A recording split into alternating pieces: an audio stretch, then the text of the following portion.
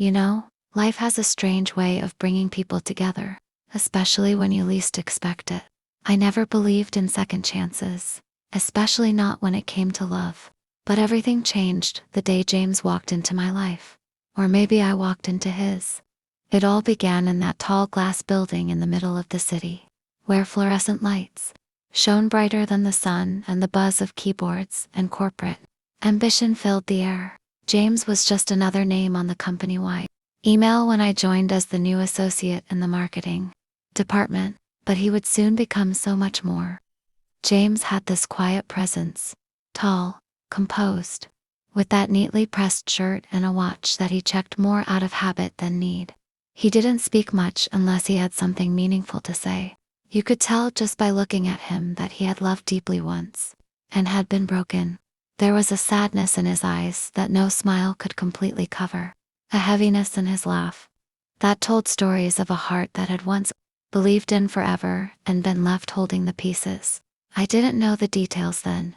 All I knew was that something about him felt familiar, not in the way strangers sometimes do, but in the way you feel a song long before you recognize the lyrics. My name is Maria, and at that time, I was coming off my own heartbreak. A relationship that ended with a text message, and a silence that still rang louder than anything. I wasn't looking for love. Heck, I wasn't even looking for friendship. I just wanted to breathe again without thinking of what I had lost. So, when I joined this new job, I made myself a promise. Keep my head down, work hard, and don't let anyone in. But James had this way of making people forget their walls. Our first real conversation happened in the office pantry. I remember it like it was yesterday. I had spilled coffee all over the counter, cursing under my breath while trying to clean it up, and James walked in just in time to witness the mess. He didn't laugh or make a sarcastic comment. He just grabbed some tissues, helped me clean, and handed me a fresh cup of coffee like it was the most natural thing in the world. Cream and sugar, he asked, already knowing the answer somehow. I was stunned. I nodded, and for a moment, we just stood there. Two broken people sharing silence and caffeine. After that, small moments began to build up. Shared glances during meetings, sitting across each other during lunch breaks, late nights in the office, when the world outside had gone to sleep, but the lights on our floor still burned. We never spoke about our pasts, but we didn't need to. Our silences were loud enough. I learned that James had been engaged once. Her name was Alyssa. She left him a month before the wedding. No explanation, just a letter and an empty apartment. The way he spoke of her rarely, and with caution, made me realize he hadn't stopped loving her when she left. He had just stopped believing in love. I saw parts of myself in him. The guarded smiles, the avoidance of "how are you really?" questions, the way we both stayed after hours just to avoid going home to quiet, empty spaces. We were two people learning to survive the ruins of what once was, and somehow, without realizing it, we started rebuilding, not just ourselves, but something between us too. There was one night that changed everything. It was pouring outside, the kind of rain that drowns out thoughts and washes away everything. We were the last two in the office, stuck because of the storm. The city lights shimmered through the windows, blurred by raindrops, and James stood there, hands in his pockets, staring out like he was searching for something beyond the glass. I walked up to him, and for the first time, I asked, "Do you ever wonder why it ended?" He turned, eyes darker than usual, and said softly, "Every day." That night, we really talked, about everything. Our pain, our regrets, the nights we couldn't sleep, the mornings we wished we hadn't woken up. I told him about Daniel, the man I thought I would marry. How he drifted away, piece by piece, until there was nothing left but a stranger. James listened, not like most people who listen to reply, but like someone who listens to understand. He didn't try to fix me. He didn't offer solutions. He just held space for my pain, and that was more healing than anything else. From that night, something shifted. We started spending weekends together, not dating, just existing in the same space. Cooking pasta on Sundays, watching old movies, sometimes saying nothing at all. The silence between us was never awkward. It was comforting, healing, like our souls were finally resting after years of running. It wasn't some dramatic declaration of love that brought us together. There were no fireworks, no rose petals, no Instagram-worthy moments, just quiet, consistent presence. The way he would place a coffee on my desk every morning. The way I started saving half my lunch, because I knew he'd forget to eat. The way our hands brushed when we passed documents. Little things that grew roots. I don't remember the exact moment when James stopped being just James and became my James. Maybe it was the day he showed up at my apartment with soup when I called in sick. Even though I never told him my address, he must have found it through the office records. Or maybe it was the way he looked at me during one of our team meetings, when I stood up to present a new campaign idea. Eyes full of quiet pride, as if he had known all along that I had it in me. It was never loud or public. What grew between us? It wasn't the kind of love that needed validation. It just existed, like air, invisible, but always there. The office, for all its chaos and deadlines, had become our safe space. We laughed more. I'd catch him smiling at something I said when I wasn't even trying to be funny. He started leaving sticky notes on my monitor. Nothing dramatic, just tiny reminders like, "Don't forget to breathe today," or "You crushed it yesterday." I started leaving notes too, hidden in his notebook or slipped into his coffee tray. Silly doodles, movie quotes, or just a thank you for being here. They weren't love notes, not yet, but they were pieces of our hearts, carefully given to each other, one small moment at a time. Then came the promotion announcement. James was being moved to the head of our department, a huge leap well deserved. The entire office cheered for him, but I saw the flicker of fear in his eyes. Later that day, we sat on the rooftop of the building, the city lights stretching far into the distance. "I'm not sure I'm ready," he admitted, the wind ruffling his shirt. I looked at him and said, "You don't have to be perfect. You just have to be real. And you're the realest person I know." He didn't say anything for a while, just stared at me with that look, the one that felt like it was peeling back every layer of my soul. Then, for the first time, he reached for my hand, not accidentally, not as friends, but intentionally, and I let him. The days that followed felt different. The air between us had shifted, warmer, deeper, more charged. We never labeled it. We didn't have to, but we started spending more time outside the office. Late night drives with no destination, long walks by the riverside, dinners where laughter flowed more than wine. There was something sacred about the pace we kept, slow, intentional, respectful. We were both healing, still mending the broken parts, but somehow, we had become each other's salve. One evening, we were watching an old black and white film at his place. Something he said reminded him of his childhood. I was curled up on the couch, half asleep, when he whispered, "Do you ever think we met too late?" I opened my eyes, heart skipping, and said, "Maybe. Or maybe we met exactly when we were supposed to. When we were finally ready to love each other right." He smiled, that soft, rare smile that made his eyes crease at the corners, and pulled me closer. And that night, he kissed me for the first time. Slow, hesitant, like he was asking a question and giving me time to answer. I kissed him back, not because I had all the answers, but because I was ready to stop asking. It wasn't perfect, of course. Love never is. There were days when he'd withdraw, lost in memories of what he had lost. And there were days I'd pushed him away, scared of getting too close, of being hurt again. But we kept choosing each other, even when it was hard. Especially when it was hard. And that's what made it real.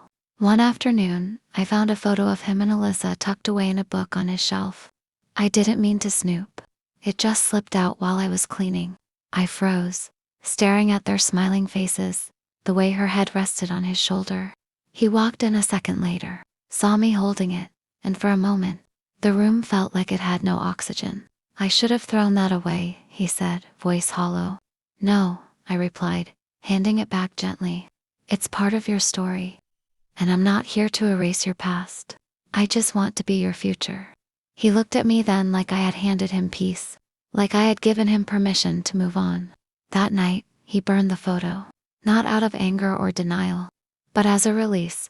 We watched it together, the flames dancing, smoke curling into the night sky. And in that moment, I knew we weren't just healing anymore. We were healed. Not completely, not forever, but enough to let love in again. Love isn't always fire and fireworks. Sometimes it's just the steady hum of someone breathing beside you. The quiet click of a coffee mug placed next to yours every morning. The warmth of a hand reaching out in the dark when nightmares come. That's what life became with James. It was a rhythm, a routine, a dance we both learned slowly, without ever having to rehearse. The office still demanded us.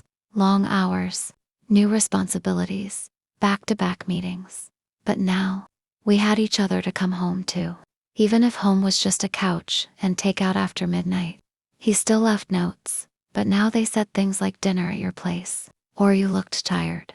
I'm proud of you.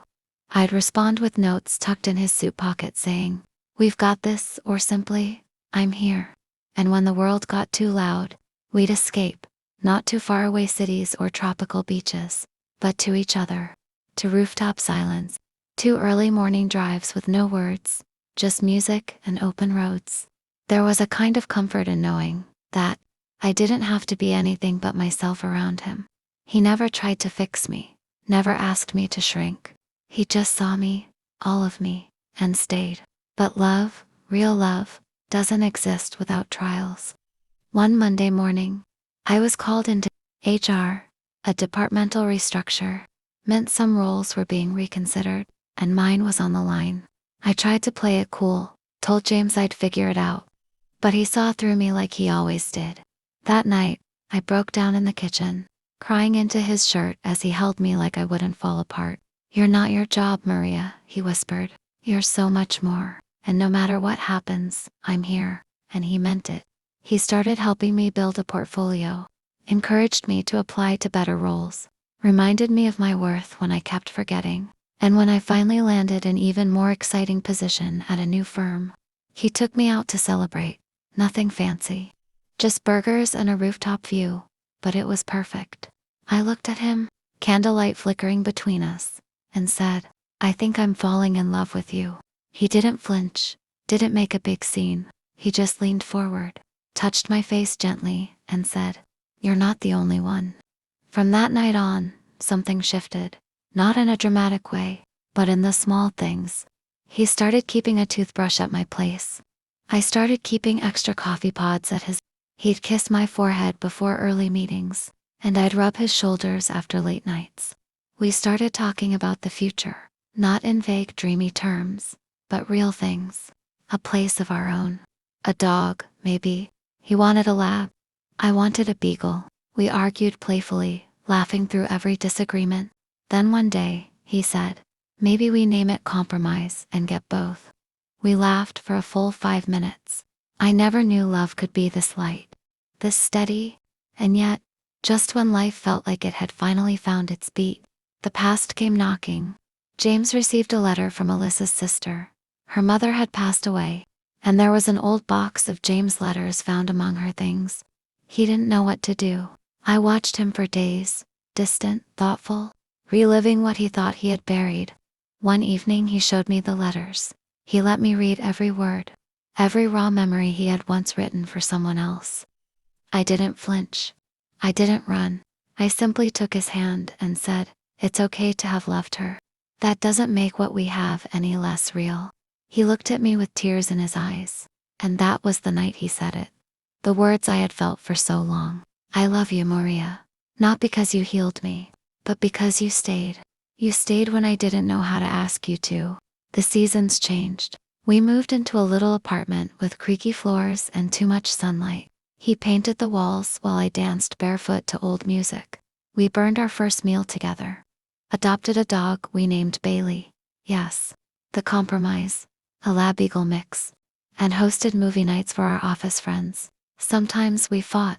About dishes. About laundry. About me leaving my shoes everywhere. But the fights never lasted.